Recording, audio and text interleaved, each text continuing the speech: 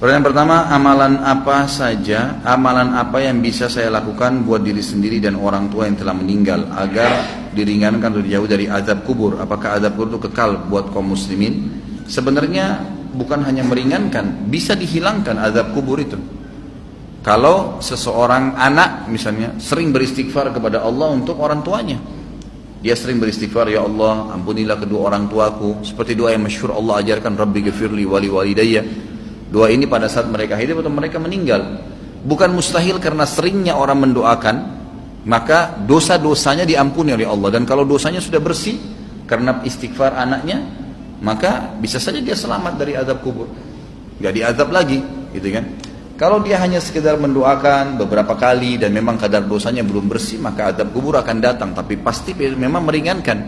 Cuman saya bahasakan bisa saja hilang, bisa saja hilang. Kalau penanya ini yang maksudkan adalah apa yang saya harus kerjakan selama saya hidup, perbanyak amal soleh, semua amal soleh.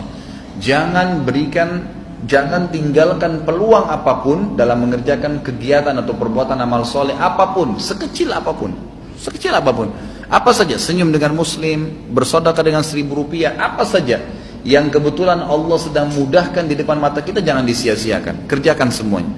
Sebagaimana sabda Nabi SAW, la tahkiranna minal ma'rufi syai'a. Jangan pelit-pelit dengan perbuatan amal saleh. Kita temui ada satu orang yang lagi sedih, senangkan dia, tanya ada masalah apa, hibur, berikan nasihat. Ada orang yang sedang salah, luruskan dengan nasihat. Ada orang sedang butuh, kita bantu.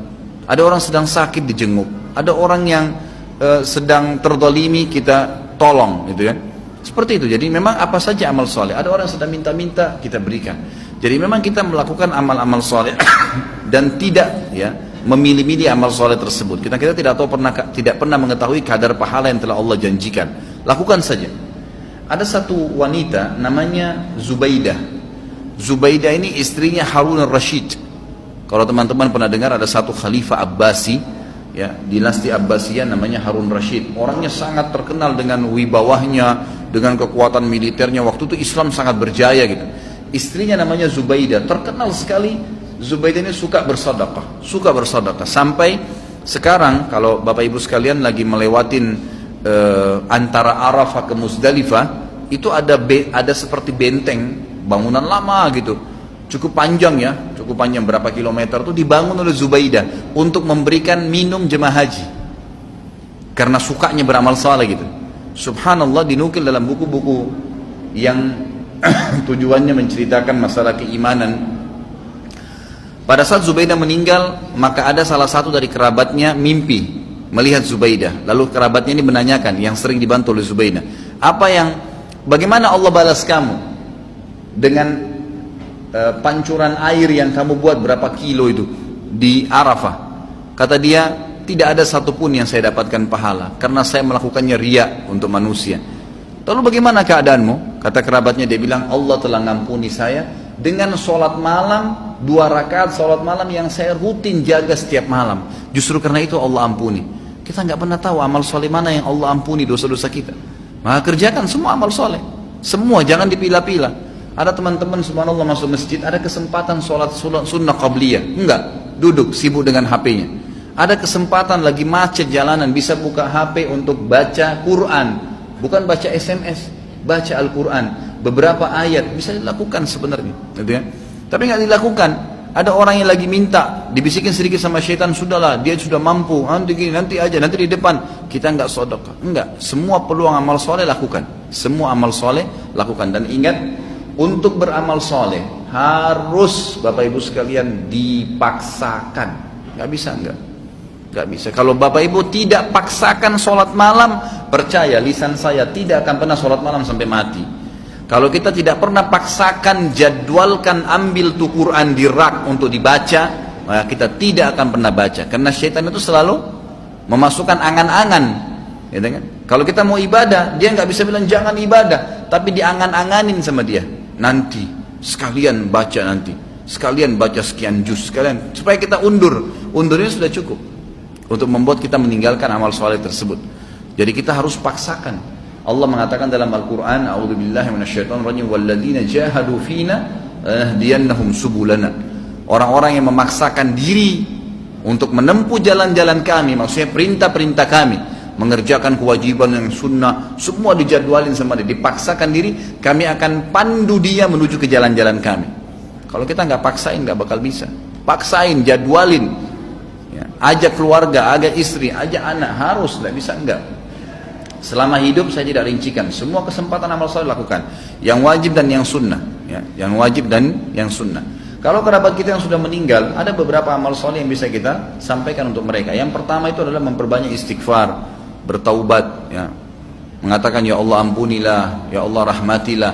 Sebagaimana kita tahu doa pada saat kita sholat jenazah, kita mendoakan itu, Allah maghfir lahu warhamhu, ya Allah ampuni dia, ya Allah rahmati dia.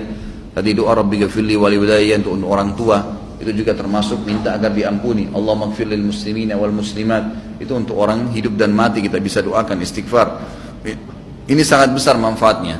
Ada juga dalam hadis Bukhari dijelaskan, akan datang nanti seseorang pada hari kiamat dikasih pahala bergunung-gunung. Jadi ternyata orang ini amal solehnya sudah banyak, dan dia selamat dari azab kubur karena amal solehnya banyak, dosanya bisa dikatakan tidak ada atau sedikit sekali.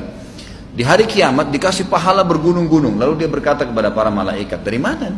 Saya tidak pernah saya tidak pernah kerjakan amal-amal ini. Dari mana? Setahu saya nggak ada, karena semua amalnya sudah diperlihatkan. Dia bilang, ini istighfar anakmu untukmu. Karena pada saat istighfar, ya Allah ampunilah kedua orang tua, atau kita mengatakan Rabbi ghafirli wali walidayya, ternyata dosa mereka memang sudah bersih, udah nggak ada lagi, maka tetap itu dijadikan sebagai pahala, karena tidak ada pembersihan dosa, maka jadi pahala buat mereka.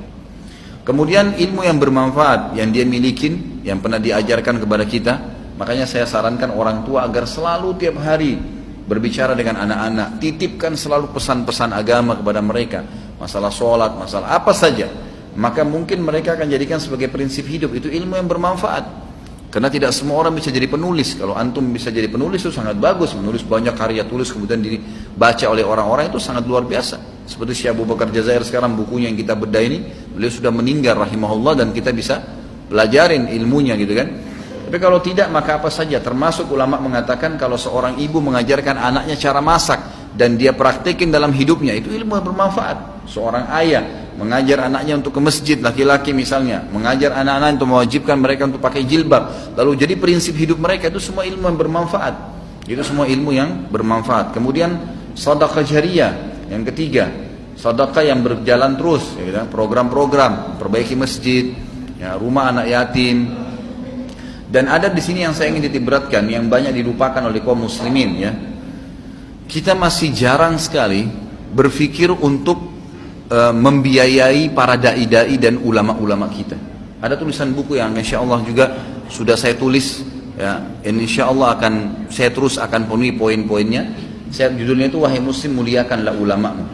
Kita kadang-kadang berpikir atau belum berpikir, ya, kalau bertemu antara seorang alim ulama, memang dia sangat luar biasa ilmunya. Bertemu antara dia, kata ulama, ini pendapat para ulama, seorang alim bertemu dengan seorang fakir miskin, tapi si alim juga ini kehidupannya pas-pasan, yang mana didahulukan? Kata para ulama, si alim yang didahulukan dari si fakir miskin.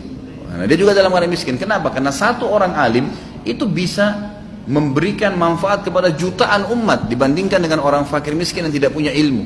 Sampai pada tingkat itu. Kalau di Saudi ada sponsor dai, ada pembiayaan para ulama. Tidak ada ulama itu yang sengsara. Kalau di Timur Tengah, mereka disiapkan segala-galanya oleh kerajaan atau oleh kaum muslimin yang membiayai mereka. Ini juga hal yang mendasar. Itu bisa menjadi sedekah jariyah, karena pada saat dia ternyata melakukan, ya, taklim, dia bisa nulis buku dari sumbangan harta yang kita kasih, maka tentu kita akan punya andil. Masjid dibangun, rumah anak yatim, memperbaiki janda-janda, rumah-rumah janda, kemudian membantu kaum muslimin kayak sekarang yang lagi, ya, tersiksa, ditampung mereka, kita sumbang. Itu semua hal-hal mendasar yang bisa menjadi berbanyak, ya, amal kita nanti pada saat meninggal. Kemudian haji dan umrah, ini juga dibolehkan bagi orang yang hidup menghajikan dan mengumrahkan orang yang sudah meninggal atau orang yang sudah tidak mampu. Hadis Bukhari menjelaskan masalah itu. Seseorang datang kepada Nabi SAW berkata, ya Rasulullah, sungguh ya Rasulullah, orang tua saya, ayah saya sudah tidak mampu mengadakan perjalanan haji, umrah, bahkan musafir, tapi masih hidup, sudah tua sekali nggak mampu. Apakah boleh saya haji dan umrah untuknya? Kata Nabi SAW, umrah dan hajilah untuknya.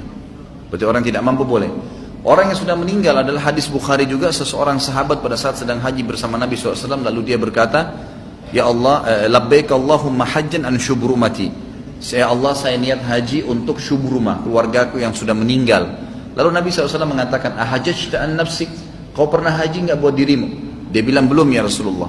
Kata Nabi SAW, huj an nafsik, thumma huj an syubrumati. Haji dulu buat dirimu, baru kau boleh hajikan kerabatmu yang sudah meninggal. Hadis ini juga menjelaskan bolehnya haji dan umrah untuk kerabat. Ini kurang lebih yang diberikan gambaran oleh para ulama.